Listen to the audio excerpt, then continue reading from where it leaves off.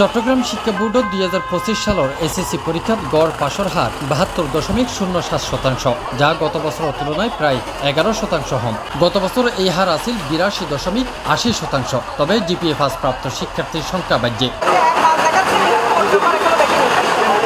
এবার মোট 11,843 জন শিক্ষার্থী জিপিএ পাস পাইয়ে, যা গত বছরের তুলনায় 1020 জন বেশি। মের 10 তারিখ বৃহস্পতিবার দুপুর 2টায় বোর্ডের কনফারেন্স রুমত আয়োজিত সংবাদ সম্মেলনত ফলাফল প্রকাশ করে বোর্ডের পরীক্ষা নিয়ন্ত্রক প্রফেসর ডক্টর পারভেজ সাজ্জাদ চৌধুরী। এবছর এসএসসি পরীক্ষার ফলাফলের পাশের হার হচ্ছে 72.07%, যেটি আগের বছর ছিল 82.80%।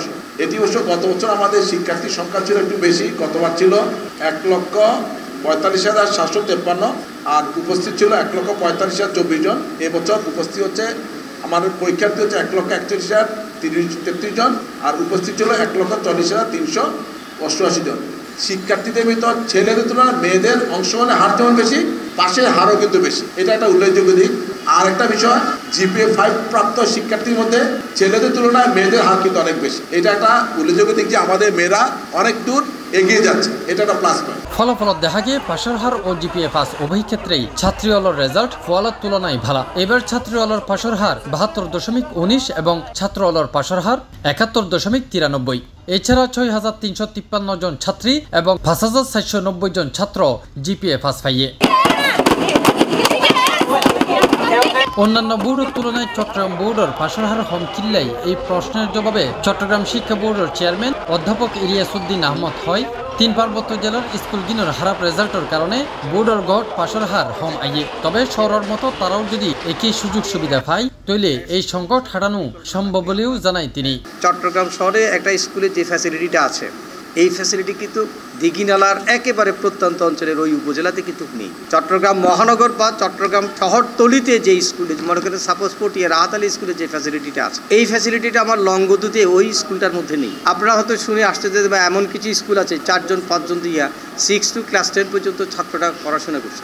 আর আপনার পাশে রহমানিয়া স্কুলে যান, আপনার পাশে রাহাতালি স্কুলে যান, সেখানে পর্যাপ্ত শিক্ষক আছে। তাহলে একজন ইংরাজি শিক্ষক নেই, ওইখানে এমনও কিছু শিক্ষক আছেন যে অন্য সাবজেক্টের শিক্ষককে দিয়ে উনি হয়তো ইংরাজি পড়াচ্ছেন।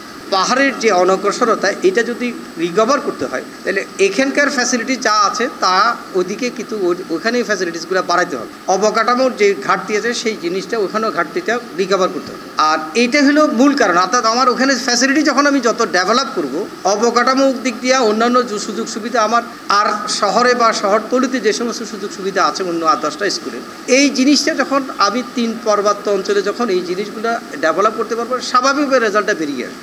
চট্টগ্রাম ছাড়াও এই বোর্ডের অধীনে কক্সবাজার, রাঙ্গামাটি, বান্দরবন ও খাগড়াছড়ি জেলার শিক্ষার্থী হলে এসএসসি পরীক্ষা দেয়। ব্যাক মিলাইয়ে এবার 1,40,927 জন শিক্ষার্থী অংশ লয়, যার মধ্যে পাশ গজ্জে 1,01,181 জন।